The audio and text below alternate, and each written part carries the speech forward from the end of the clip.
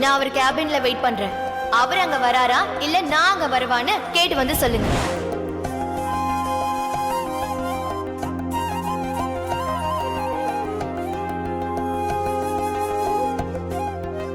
Sorry, ஒரு half an hour lunch break எடுத்துட்டு நம்ம அப்புறமா கண்டினியூ பண்ணுவோம். Okay sir. Okay sir. நீங்களும் போய் ஓகே சாப்பிடுங்க. சார்.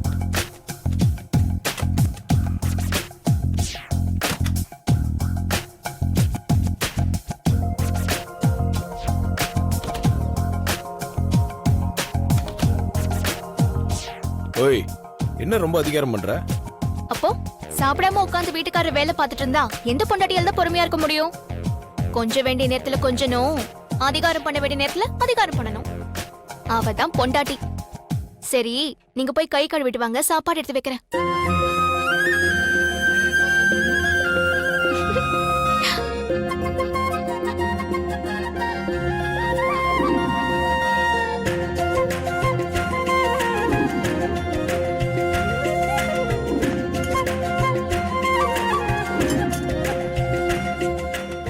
ம் 10 வருஷம் குடும்பம் நடத்தி 2 குழந்தைங்களுக்கு அம்மாவான மாதிரி பொறுப்பா பேசுற. பொண்ணுங்க எப்பவுமே பொறுப்பா தான் இருப்பாங்க. அதுவும் கழுத்துல தாலி ஏறிடுச்சுன்னா ரொம்ப பொறுப்பா தான் நடந்துப்பாங்க. சரி, எத்தனை பேர் சாப்பிடுறதுக்கு சாப்பாடு எடுத்துட்டு வந்த? நீங்க மீட்டிங்ல வேற இருந்தீங்க. சாப்பிடும்போது கூட யாரையாவது கூட்டிட்டு வந்துட்டீங்கன்னா ஒருத்தருக்கு தான் சாப்பாடு இருக்குன்னு சொல்ல முடியுமா? அதான் 2 பேர் சாப்பிடுற மாதிரி சாப்பாடு கொண்டு வந்திருக்கேன். யாராவது சாப்பிட வராங்களா மாமா? யாரும் வரல. சரி, நீ சாப்பிட்டியா? நீங்க முதல்ல சாப்பிடுங்க மாமா, நான் வீட்டுக்கு போய் சாப்பிட்டுக்கிறேன். என்ன மட்டும் கரெக்ட் டைம்க்கு சாப்பிட சொல்லி அதிகாரம் பண்றல, நீ மட்டும் சாப்பிடாம இருக்கலாமா? உனக்கு ஒரு நியாயம், எனக்கு ஒரு நியாயம். வா, 2 பேர் சேர்ந்து சாப்பிடலாம். நானும் உங்க கூட சாப்பிட உட்காந்துட்டா யார் மாமா உங்களுக்கு பரிமாறுவாங்க? நீங்க முதல்ல சாப்பிடுங்க, நான் அப்புறமா சாப்பிட்டுக்கிறேன். இப்பவே லேட் ஆயிடுச்சு. இதுக்கப்புறம் நீ எப்ப சாப்பிடுவ? வா, சேர்ந்து சாப்பிடலாம். முதல்ல நான் உங்களுக்கு பரிமாறுறேன், அப்புறமா நான் சாப்பிடுறேன்.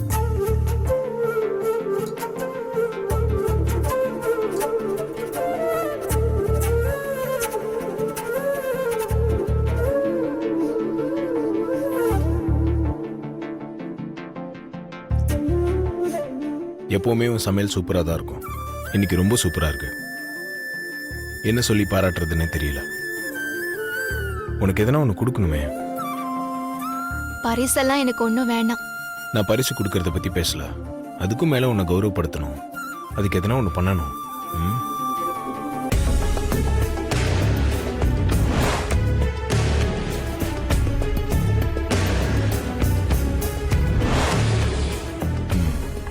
ஓய், நீ போய் அந்த சேர்ல உட்காரு. சேர்லையா? வேணாம் மாமா. ஏன்? அது உங்க சேர். என் சேர்ல உட்கார்றதுக்கு உனக்கு உரிமை இல்லையா? உனக்கு தான் எல்லா உரிமையும் இருக்கு. போய் உட்காரு போ. வேண்டாம் மாமா, சொன்னா கேளுங்க. மித்ரா அந்த சேர்ல உட்காந்து அந்த சேரையை அசிங்கப்படுத்திட்டான். அதை சரி பண்ணணும்னா நீ தான் போய் அந்த சேர்ல உட்காரணும். போ ஓ.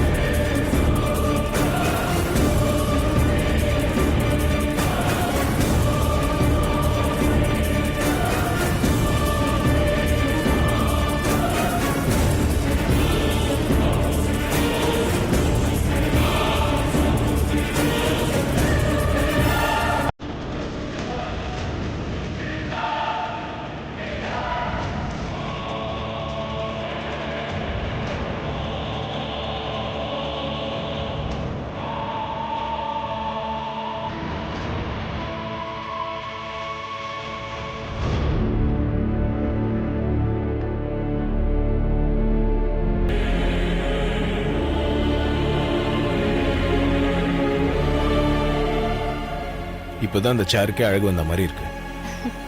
போங்க மாமா. நான் ஒன்னும் உன்னை புகழறதுக்காகலாம் சொல்லல. ஆதிக்கடவுர் அகிலாண்டேஸ்வரியோட மூத்த மருமகனா இப்படிதான் இருக்கணும்.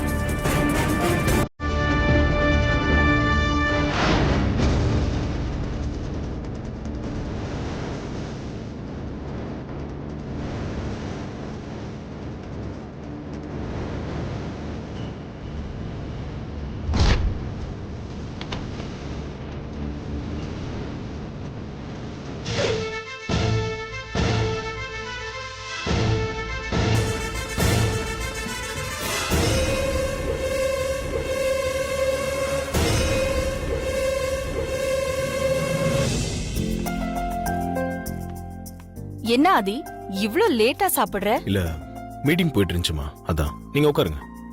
உட்காரு. ஆமா, பார்வதி கிட்ட லஞ்ச் எடுத்துட்டு வர சொல்லியிருந்தியா ஆதி? ஆ, இல்லம்மா, நான் மீட்டிங் முடிச்சுட்டு வரேன்னு தான் சொல்லியிருந்தேன். ரொம்ப லேட் ஆகுதுன்னு பார்வதி ஆஃபீஸ்க்கு எடுத்துட்டு வந்துட்டா. பார்வதி பொறுப்பான வேலையை தான் பாத்திருக்கா.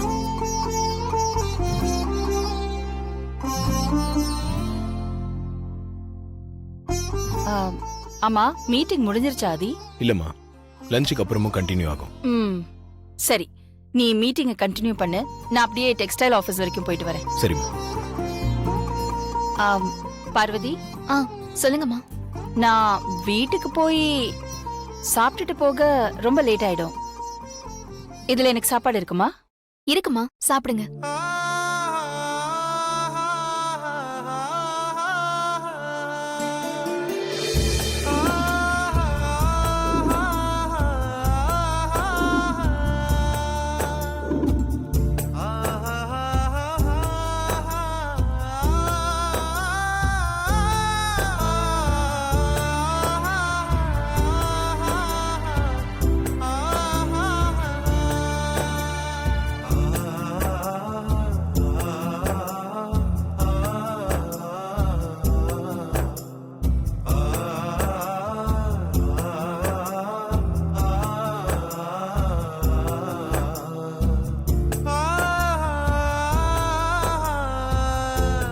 எப்பவுமே உன் சமையல் ரொம்ப நல்லா இருக்கும் பார்வதி.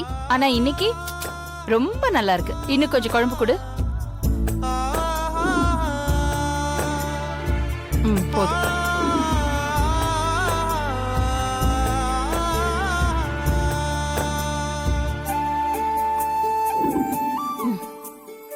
சரி ஆதி, நான் கிளம்புறேன். நீ மீட்டிங் முடிஞ்சதும் எனக்கு கால் பண்ணு. சரிம்மா. வரேன் பார்வதி.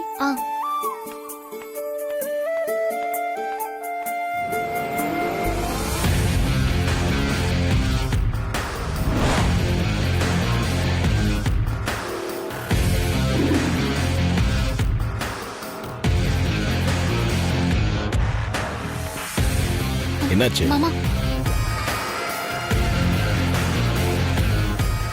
அம்மா வந்துட்டு இருக்காங்க. சரி, நீ இப்படி வா. நல்ல வேலை, அம்மா இங்க வந்துட்டு இருக்கிறத சிசிடிவில பார்த்ததுனால தப்பிச்சோம். ஆமா மாமா.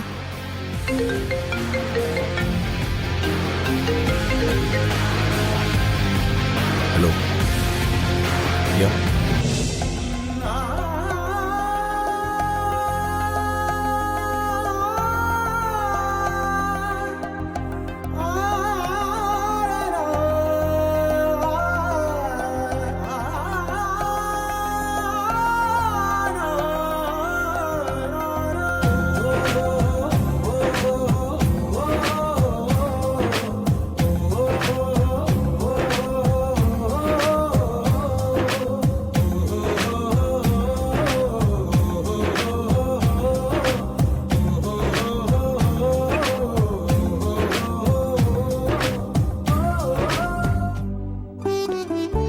ஏய், எதுக்காக நான் சாப்பிட்ட தட்டில் சாப்பிட்டுட்டு இருக்க? இரு, நான் ஹோட்டல்ல ஆர்டர் பண்றேன். அதெல்லாம் வேணாம் மாமா. புருஷன் சாப்பிட்டு மிச்சம் வச்சத பொண்டாட்டி சாப்பிடுறது ஒரு தனி சுகம்தான். இது நான் சாப்பிட்டு மிச்சம் வச்சது. நீங்க மிச்சம் வச்சது எனக்கு அமிர்தம் மாமா.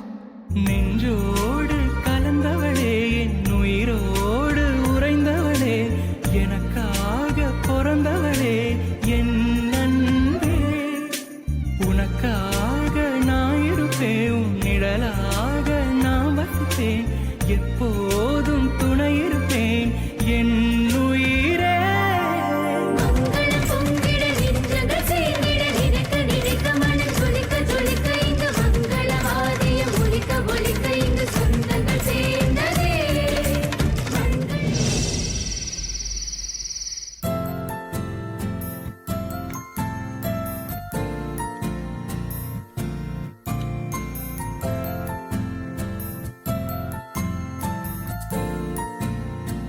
ப்ரோவும் பார்வதி அண்ணியும் காலையில் வந்து அம்மாவை எப்படியாவது சந்தோஷப்படுத்துங்கன்னு அட்வைஸ் பண்ணிட்டு போனாங்க. நாம் அதுக்கு தயாரா இருக்கமே. ஆனா ஐசு தான் என்ன மூட்ல இருக்கான்னு தெரியல. சரி, இதுக்கு நூல் விட்டு பார்ப்போம். ஐசு, ம் என்ன ரொம்ப பிஸியா இருக்க போல? பார்த்தா எப்படி தெரியுது?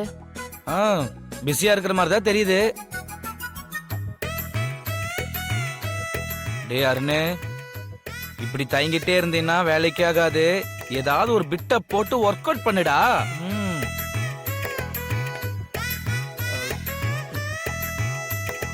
ஐஷு, காலையில உங்ககிட்ட சுந்தர்சி சாரும் குஷ்பு மேமா உங்களை லவ் பத்தி உங்ககிட்ட சொன்னனே, அத பத்தி நீ என்ன நினைக்கிற?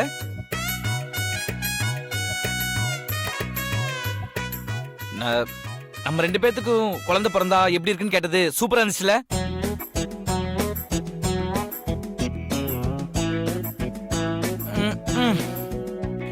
சோ என்னது, எந்த ரியாக்ஷனுமே காட்டாம மறுபடியும் மொபைலை பார்க்க ஆரம்பிச்சிட்டாலே. அருண், உன்னோட ராஜதந்திரம் அனைத்தும் வீணாகி விட்டதே. So sad. விடக்கூடாது. விக்ரமாதித்த மாதிரி மனத்தளராம ட்ரை பண்றோம்.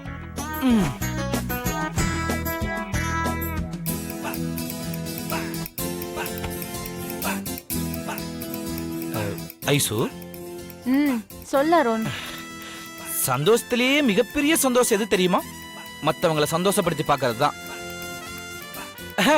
ஐசு, இது நான் சொல்ல அப்படின்னு பெரியவங்க சொல்லியிருக்காங்க. சரி, இப்ப எதுக்காக அதை என்கிட்ட சொல்ற? எல்லாம் ஒரு காரணமா தான் ஐசு. கைய பிடிக்காம காரணத்தை சொல்லு. அது வந்து ஐசு, காலையில ப்ரோவும் பார்வதி வந்து நம்ம கிட்ட அம்மாவை சந்தோஷப்படுத்துறத பத்தி பேசிட்டு போனாங்கல்ல, அது விஷயமா நான் ஒரு முடிவுக்கு வந்திருக்கேன். நான் இன்னும் ஒரு முடிவுக்கும் வரல. அப்படிலாம் சொல்லாத ஐசு. அம்மா பாவம் இல்லையா? அவங்களுக்கு ஒரு பேரனையோ பேத்தியோ பெத்து கொடுத்து அவங்கள சந்தோஷப்படுத்துறது நம்மளோட கடமை ஐசு. லேட் ஆகுது, லைட்லாம் ஆஃப் பண்ணிட்டு படு. So sad. அருணே, பொண்ணுங்களை மடக்கிறது எவ்வளவு ஈஸியா இருக்கு, ஆனா இந்த பொண்டாட்டி மடக்கிறது எவ்வளவு கஷ்டமா இருக்கே. லைட் ஆஃப் பண்ணிட்டு படுன்னு சொன்னேன். இன்னும் என்ன யோசிச்சுட்டு இருக்க? லைட் ஆஃப் பண்றேன், லைட் ஆஃப் பண்றேன்.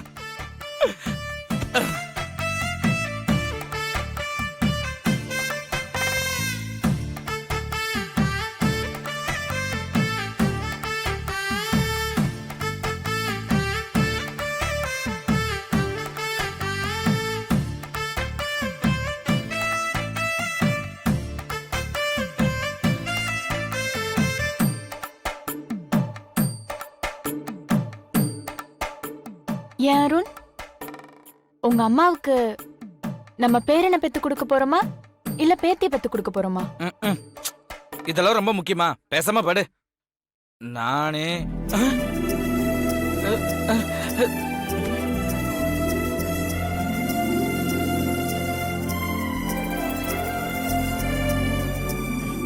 என்ன கேட்ட? ஆன்ட்டிக்கு பேரனை பெத்து கொடுக்க போறோமா இல்ல பேத்திய பெத்து கொடுக்க போறோமான்னு கேட்டேன்.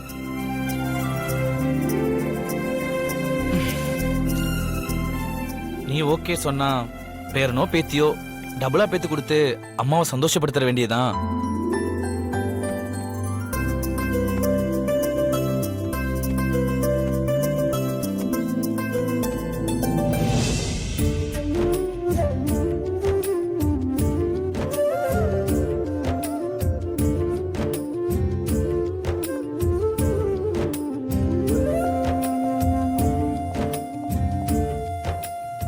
மாமா, பால். என்ன திடீர்னு பால் எடுத்துட்டு வந்திருக்க? இன்னைக்கு வெயில் ரொம்ப அதிகமா இருக்கு மாமா, அதான் பனங்கற்கண்டு பால் கொண்டு வந்திருக்கேன். வெயிலுக்கு நல்லது, குடிங்க. இந்தாங்க மாமா பால். அதெல்லாம் இருக்கட்டும், முதல்ல நான் கேட்கிற கேள்விக்கு பதில் சொல்லு. என்ன கேள்வி மாமா? கேளுங்க, பதில் சொல்றேன். அது இந்த ஃபர்ஸ்ட் நைட் அன்னைக்கு பொண்ணுங்க கையில பால் கொடுத்து அனுப்புவாங்கல்ல, அது எதுக்குன்னு உனக்கு தெரியுமா? என்ன மாமா இப்படி கேக்குறீங்க? இது கூடவா தெரியாது? என் பாட்டி எனக்கு சொல்லி கொடுத்திருக்காங்க. இது எல்லாமே எனக்கு ரொம்ப நல்லாவே தெரியும். அப்படியா? சரி, எதுக்கு பொண்ணுங்க கையில பால் கொடுத்து அனுப்புறாங்கன்னு சொல்லி பார்ப்போம். நான் சொல்றேன் மாமா, நல்லா கேட்டுக்கோங்க. இப்போ பால்ல தயிர், மோர், வெண்ணெய், நெய் இதெல்லாம் கலந்திருக்கு. ஆனா பாக்கும்போது வெளியில எதுவுமே தெரியாது. பொண்ணுங்களும் அதே மாதிரிதான். அவங்க கிட்ட குடும்பம் நடத்த தேவையான எல்லா நல்ல குணங்களும் நல்ல விஷயமும் இருக்கு. என்ன தேவையோ அத தேவைக்கு ஏத்த மாதிரி எடுத்துக்கணும். அது மட்டும் இல்ல, பால் மங்களகரமான ஒரு பொருள். ரொம்ப கவனமா, பத்திரமா, பாதுகாப்பா வச்சுக்கணும். அப்படி இல்ல, பால் தெரிஞ்சு கெட்டு போய் யாருக்கும் பயன்படாம போயிடும். பொண்ணு பாலும் ஒண்ணுதான். அத பத்திரமா பக்குவமா பாதுகாக்க வேண்டியது ஆம்பளைங்களோட பொறுப்புன்னு மாப்பிள்ளைக்கு உணர்த்ததான் பொண்ணு கையில பால் கொடுத்து மாப்பிள்ளை ரூமுக்கு அனுப்பி வைக்கிறாங்க. ஓ, இதுல இவ்வளவு விஷயம் இருக்கா? ஆமா மாமா. அது கூட ஆ. அருமையான விளக்கம். ஆ. சரி, உங்க பாட்டி வேற என்னெல்லாம் சொல்லி கொடுத்துருக்காங்க? எங்க பாட்டி இன்னும் எவ்வளவோ சொல்லி கொடுத்திருக்காங்க. அதையெல்லாம் இப்ப சொல்லிட்டு இருக்க முடியுமா? நான் பால் சொம்போட உங்க ரூமுக்கு வருவேன்ல, அப்ப சொல்றேன்.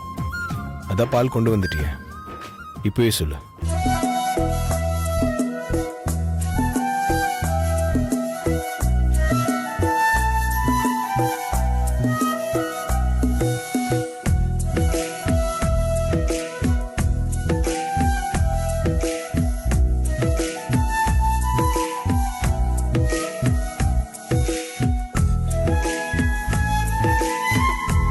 போங்க மாமா.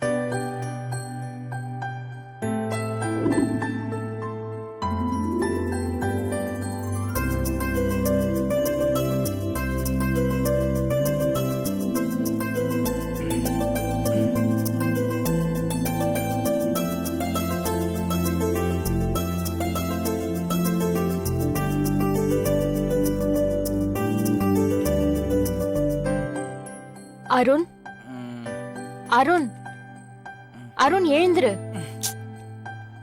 ஒரு 10 நிமிஷம் ஐசு. இங்க பாரு, சீக்கிரம் எழுந்து ரெடி ஆகு. கோயிலுக்கு போகணும், டைம் ஆச்சு.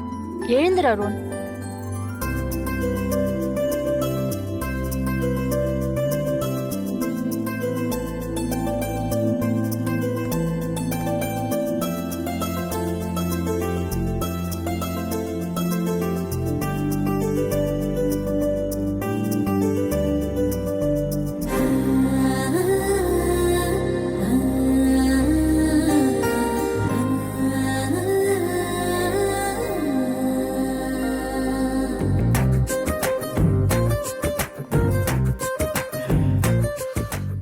ஐசு, அப்படியே தேவதை மாதிரி இருக்கு ஐசு.